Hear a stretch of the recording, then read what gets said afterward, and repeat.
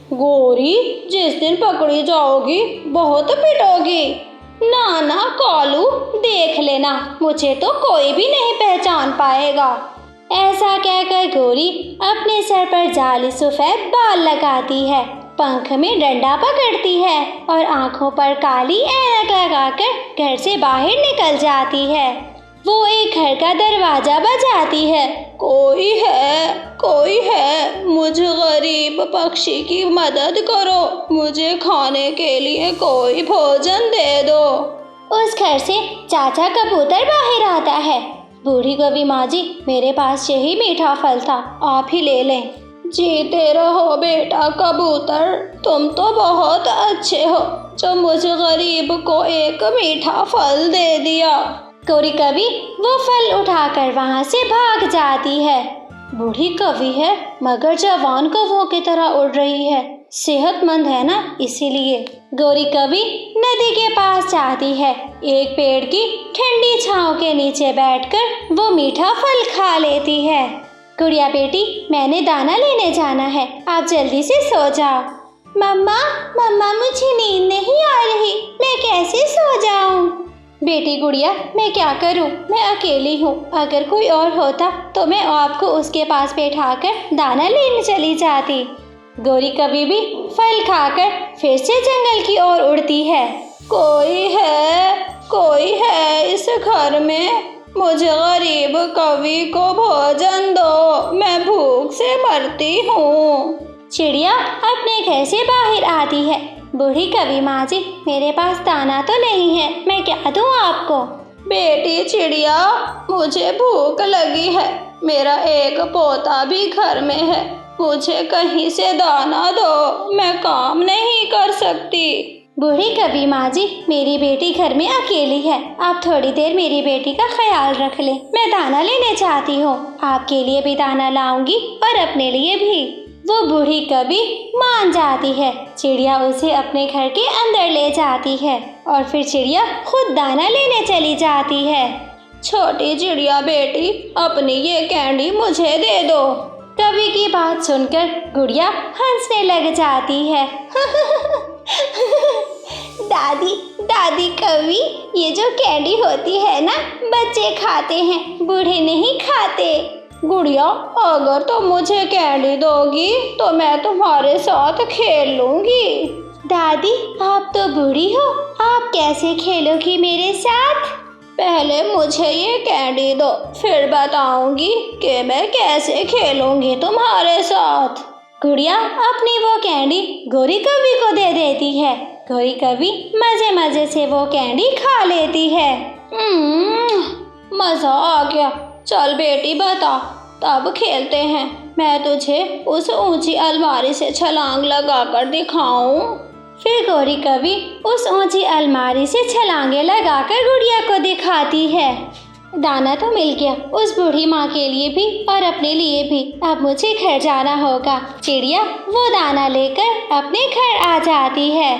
बूढ़ी माँ जी, ये ले, ये दाना आपका और ये दाना आपके पोते का। शुक्रिया चिड़िया बेटी, जो तुमने मुझे गरीब पर दया की। बूढ़ी माँ जी, आप कल फिर मेरे घर आ जाना, आप मेरी बेटी का ध्यान रखना और मैं आपके लिए दाना लेकर आऊंगी। ठीक है चिड़िया बेटी, मैं ठीक समय पर पहुंच जाऊंगी। फिर गौरी अपने घर चली जाती है। कालू, ये वाला दाना मैं चिड़िया से अपने पोते का कहकर ले आई हूँ। बन गई, इसका मतलब चिड़िया फिर से उल्लू बन गई। कौवा और कवि वो दाना खाने लग जाते हैं। दाना खाने के बाद वो कवि आराम से सो जाते हैं। मम्मा, उस कवि दादी ने मेरे साथ खेला भी था। बेटी गुड़िया, वो कवि माँ जी तो उड़ती बहुत मुश्किल से है, वो कैसे आपके साथ खेल सकती है? मम्मा, मैं तो खुद हैरान थी, वो बूढ़ी कवि माँ जी मुझे अलमारी से छलांगे लगा कर दिखा रही थी। ऐसा कैसे हो सकता है? उस अलमारी से तो बेटा मैं भी छलांग नहीं लगा सकती, वो बूढ़ी कवि कैसे हो सकती है? ऐसे चिड़िया और उसकी बेटी बातें करते हैं। फिर दूसरे दिन गौरी कभी वही बाल लगाती, ऐनक पहनकर, बगल में डंडा लेकर घर से बाहर निकलती है। गौरी कभी चिड़िया के घर पहुंच जाती है। जाओ जाओ बेटी, बेफिक्र होकर जाओ, मैं तुम्हारी बेटी का ख्याल रखूंगी। बूढ़ी कभी माँ जी, आप मेरी बेटी का अच्छे से ध्यान रखना। अरे बेटी तुम बेफिक्र होकर जाओ, पर आज मेरे लिए एक मीठा फल लेकर आना। मेरे दांत में दर्द है, दाना मुझसे खाया नहीं जाएगा। ठीक है माँ जी, मैं ले आऊंगी। और मेरे पोते का भी ना भूलना। चिड़िया वहाँ से चली जाती है। वो सीधा मीठे फल वाले पेड़ की तरफ जाती है। बेटी गुड़िया, आज नहीं खेलोगी मेरे साथ? बूढ़ी माँ जी, मम्मा ने मना किया था कि मैं आपको तंग ना करूं। बेटी गुड़िया, मेरा तो अपना खेलने को दिल कर रहा है। बूढ़ी माँ जी, क्या आप आज फिर मुझे उस अलमारी से छलांग लगाकर दिखाओगी? हाँ हाँ, क्यों नहीं। गौरी कभी फिर से अलमारी से छलांगे लगाने लगती है। जब रानो चिड़िया वापस आती है, गौरी कभी उससे मीठे 2 फल लेती है और अपने घर वापस चली जाती है। कालू कालू, अब तो मैं रोजाना उस छोटी चिड़िया को उल्लू बनाया करूंगी, उससे मीठा फल लेके आया करूंगी। गौरी, ये थोड़ा थोड़ा खाने से अच्छा है हम एक बार ज्यादा ही खा लेते हैं। वो कैसे कालू जी? और ऐसे, जब वो चिड़िया अपनी बेटी को तुम्हारे पास छोड़कर जाए तो तुम उसकी बेटी को पहाड़ों पर ले आना और मैं पहाड़ों पर चील दी को ले आऊंगा और फिर हम चिड़िया की उस बेटी को चील दी के पास बेच देंगे, है ना कालू जी? यही प्लान बनाया है ना? हाँ हाँ, मैं भी यही कहने वाला था।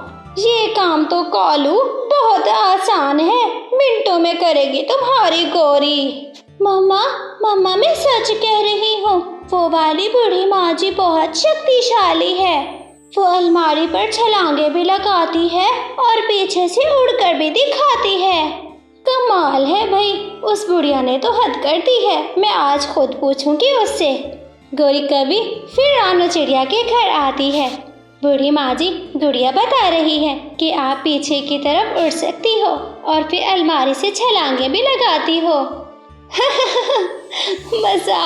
मजाक कर रही है छोटी गुड़िया बेटी।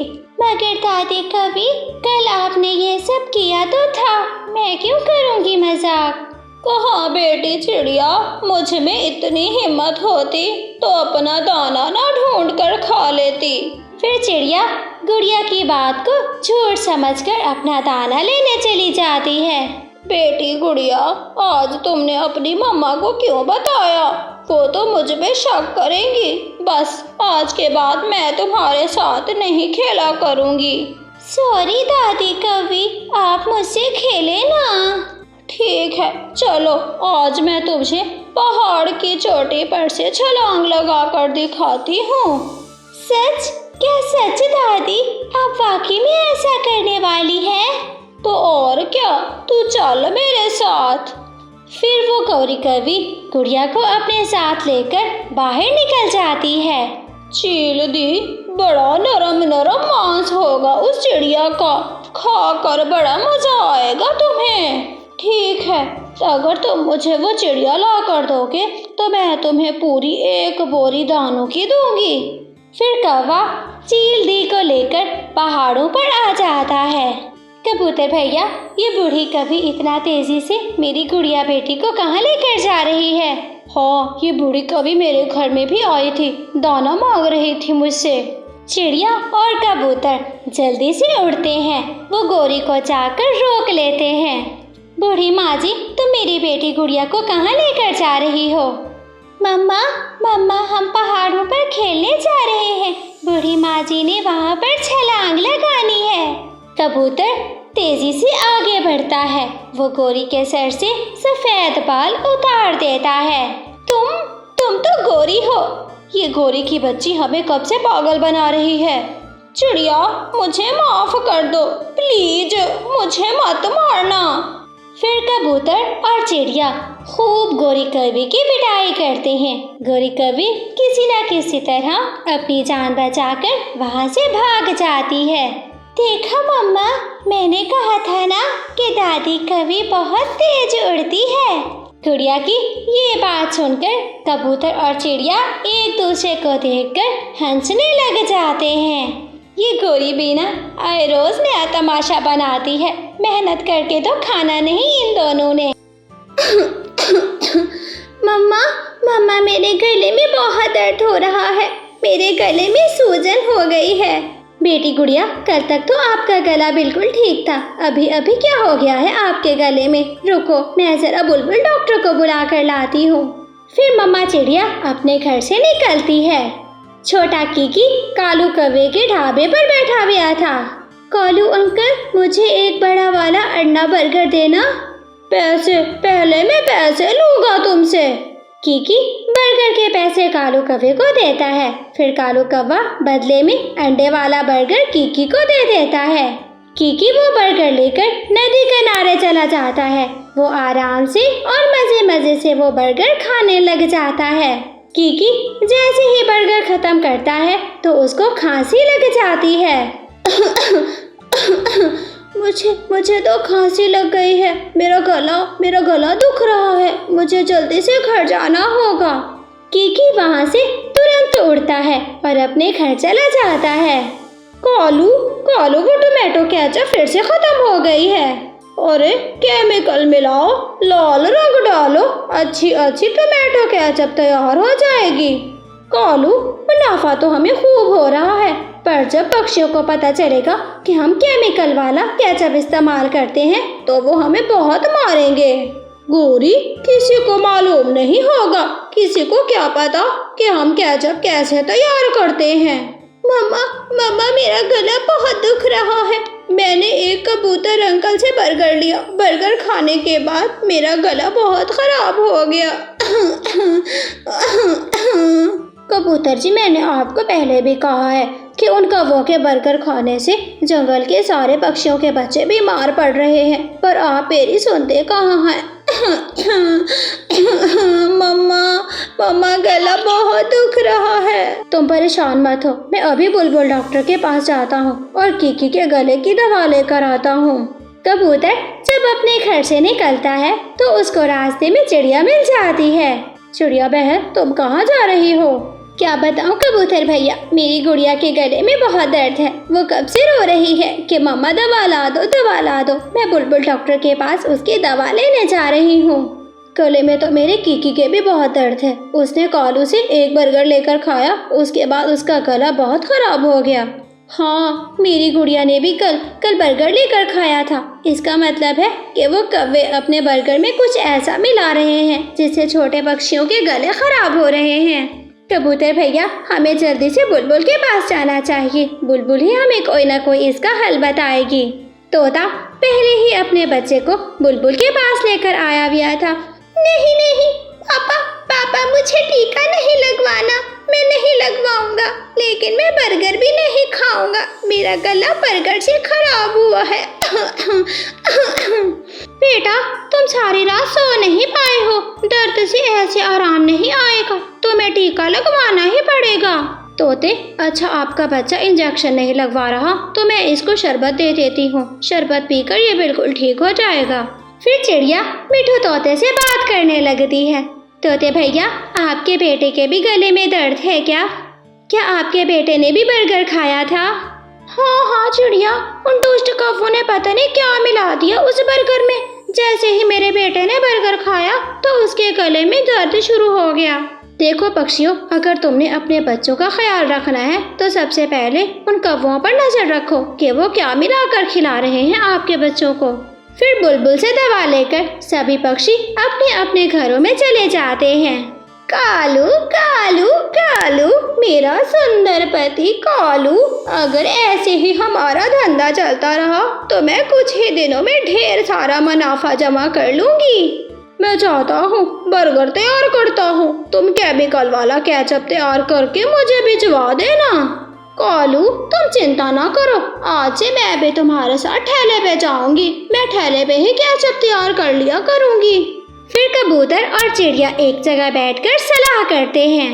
कबूतर भैया, कौवा और कवि अपने ठेले पर आ गए हैं। तुम छुपकर उन पर नजर रखो कि वो क्या क्या मिलाते हैं। मैं जब तक जंगल के दूसरे पक्षियों को बुला कर लाती हूँ। ये बात ठीक है चिड़िया, अगर कवि कुछ भी ऐसा वैसा मिला रहे होंगे तो फिर हम उनको जंगल से निकाल कर ही दम लेंगे।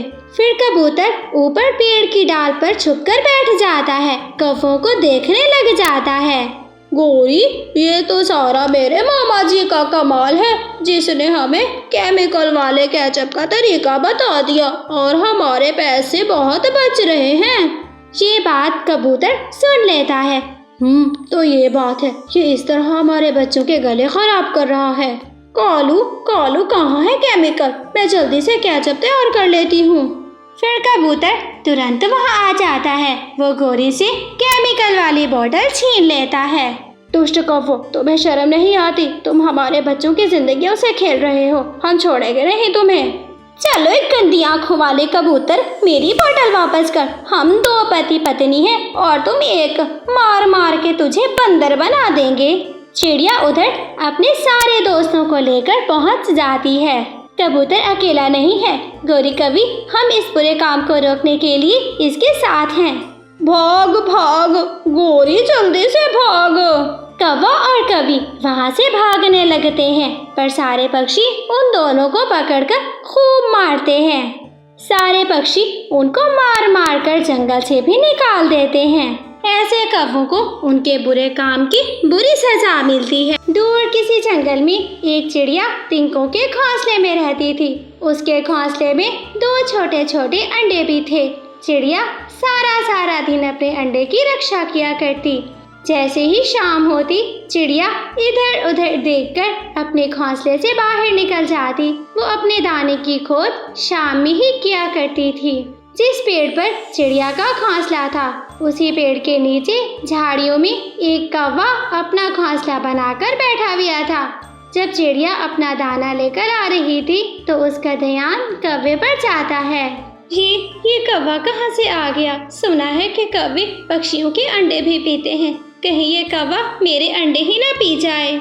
चिड़िया ये सोचकर कौवे के पास जाती है। कौवे भैया, इस जंगल में बड़े बड़े और ऊंचे ऊंचे बहुत सारे पेड़ हैं, मगर आप नीचे इन झाड़ियों में क्यों बैठे हुए हो? हाँ चिड़िया, पहले भी मैं ऊंचे ऊंचे पेड़ पर रहता था, पर एक दिन मैं सोया हुआ था। मैंने जैसे नींद में करवट बदली तो मैं नीचे गिर गया। बस चिड़िया, मैं तब से ऊपर रहने में बहुत डर लगता है। कौवे भैया, तुम खाते क्या हो? मेरा मतलब है दाना खाते हो या फिर कुछ और भी खाने का मन करता है तुम्हारा? मैं मकई का दाना बहुत शौक से खाता हूँ। चिड़िया चली जाती है। वो अपने घोंसले से मकई के कुछ दाने उठाती है। वो मकई का दाना कौवे को ला कर देती है। चलिए कौवे भैया, आप ये मकई का दाना खा लें। चिड़िया, मैंने कुछ देर पहले ही नाश्ता किया है, मैं थोड़ी देर बाद खा लूंगा ये मकई का दाना। चिड़िया वो दाने देकर वहाँ से चली जाती है और कौवा वो मकई के दाने बाहर फेंक देता है। मैं ये सूखे दाने खाने नहीं आया, बल्कि मैं तुम्हारे नरम नरम और गरम गरम अंडे पीने आया हूँ। अभी कौवे को रहते हुए वहाँ पर 2 दिन ही हुए थे, एक लोमड़ी चलती हुई आ जाती है। लोमड़ी, तुम यहाँ क्या करने आई हो? कौवे, मैं तो ये सोच कर आई हूँ कि जब चिड़िया के अंडों से बच्चे निकलेंगे तो वो नरम नरम बच्चे मैं खा लूंगी। अरे मैं तो 2-4 दिन में वो अंडे पीने वाला हूँ। जब मैं कच्चे अंडे पी जाऊंगा तो बच्चे कहाँ से निकलेंगे? मैं रक्षा करूंगी उन अंडों की। अगर तुमने वो अंडे पीने की कोशिश की तो मैं तुम्हें भी मार डालूंगी। लोमड़ी की बातें सुनकर कौवा तो बहुत परेशान हो जाता है। पहले कौवा था, अब तो लोमड़ी भी आ गई है। न जाने ये यहाँ पर क्या बातें कर रहे हैं। मेरे अंडों के पीछे तो नहीं आए होंगे ना? ठीक है लोमड़ी मौसी, मैं भी चिड़िया का एक बच्चा खा लूंगा, परंतु उसके लिए हमें इंतजार करना होगा, अपने पेट को सुलाना होगा। फिर अगले दिन चिड़िया अपना दाना लेने चली जाती है। दाने की खोज में चिड़िया बहुत आगे चली जाती है। कितना कितना मजबूर हूँ मैं। सामने चिड़िया के अंडे पड़े हैं, गरम गरम और नरम नरम, परंतु मैं पी नहीं सकता। फिर उसी समय लोमड़ी भी वहाँ पर आ जाती है। अरे मैंने चिड़िया को देखा, वो अपना दाना लेने जा रही थी। फिर मैंने सोचा कहीं उसके अंडे ही ना कोई पी जाए। मैं रक्षा करने आई हूँ उसके अंडों की। तुम चिंता ना करो लोमड़ी मौसी, मैं हूँ ना, मैं उसके अंडों को कुछ नहीं होने दूंगा। फिर ऊपर फजा में उड़ती हुई चील देख लेती है कि इस बड़े पेड़ पर चिड़िया के अंडे हैं। हाँ, चिड़िया के अंडे मैं अभी जाकर उठा लेती हूँ। वो चील जैसे ही अंडों के पास आती है तो कौवा और लोमड़ी झट से पेड़ पर चढ़ जाते हैं। हट जाओ, अगर मुझे रोकने की कोशिश की तो मैं तुम तीनों को मार डालूंगी। नहीं नहीं चील, ऐसा नहीं होने देंगे। हम इतने दिनों से चिड़िया के अंडों से बच्चे निकलने का इंतजार कर रहे हैं। ये अंडे हम तुम्हें नहीं लेके जाने देंगे। तो फिर लड़ने का मन है क्या? आओ आओ लड़ाई कर देते हैं। फिर उसी समय लोमड़ी, कौवा और चील की लड़ाई शुरू हो जाती है। लोमड़ी और कौवा चील को हरा देते हैं। चील भागने पर मजबूर हो जाती है। चिड़िया भी अपना दाना लेकर वहाँ पर पहुँच जाती है। भाग गई वो दुष्ट चील। चिड़िया रानी, वो तुम्हारे अंडे उठाने आई थी। लोमड़ी और कौवा, तुम्हारा बहुत बहुत शुक्रिया कि तुमने मेरे अंडों को बचा लिया, वरना ये जालिम चील अब तक मेरे मासूम अंडों को पी चुकी होती। चिंता ना करो चिड़िया, जब तक मैं और कौवा हैं तुम्हारे अंडे सुरक्षित रहेंगे। फिर अगली सुबह कौवा और लोमड़ी बातें कर रहे थे। माँ चिड़िया ऊपर अपने अंडों पर बैठी हुई थी। आज मैं इनकी बातें सुनती हूँ, ये दोनों इतनी देर क्या बातें करते रहते हैं। फिर चिड़िया उनके पास एक पेड़ के पीछे जाकर छुपकर बैठ जाती है। कौवे, अब कितने दिन बाकी हैं? बहुत इंतजार कर लिया है मैंने। थोड़ा सब्र रखो लोमड़ी जी, एक बच्चा तुम्हारा होगा, एक बच्चा मेरा। कल या परसों अंडों से बच्चे निकल ही आएंगे। चिड़िया उनकी बातें सुनकर बहुत परेशान हो जाती है। वो जल्दी से उड़कर अपने घोंसले पर आकर बैठ जाती है। ये दोनों तो मेरे दुश्मन निकले। मैं समझ रही थी कि ये मेरे दोस्त हैं। इन्होंने मेरे अंडों की रक्षा इसलिए की ताकि ये मेरे बच्चे खा सके। शाम से पहले पहले चिड़िया के अंडे फूट जाते हैं। उनमें से 2 सुंदर सुंदर बच्चे निकल आते हैं। मेरे सुंदर बच्चों, मुझे आपको बचाना है उस दुष्ट कौवे से और जालिम लोमड़ी से। मैं कैसे बचा पाऊंगी? मेरे बच्चे तो अभी उड़ भी नहीं सकते। किसी तरह कुछ दिन यहाँ पर गुजारने होंगे, फिर अपने बच्चों को लेकर यहाँ से चली जाऊंगी। चिड़िया कौवे और लोमड़ी के पास जाती है। कौवे और लोमड़ी, तुम मेरे बच्चों का बहुत ख्याल रखना। मैं अपने बेटे के लिए एक सुंदर सी चिड़िया देखने जा रही हूँ। मैं कुछ ही दिनों में अपने बेटे की शादी कर दूंगी और अगले ही कुछ दिनों में उसके अंडे होंगे और मेरा पूरा परिवार बन जाएगा। चिड़िया, तुम्हारा बेटा तो अभी बहुत छोटा है, तुम उसकी शादी कैसे करोगी? हाँ कौवे भैया, पर मेरा अभी मन कर रहा है कि मैं दादी बन जाऊं। दादी बनने के लिए बेटे की शादी करना बहुत जरूरी है। मैं अपने बेटे के छोटे छोटे अंडे देखना चाहती हूँ। चिड़िया कौवे और लोमड़ी को ये बात बताकर अपना दाना लेने चली जाती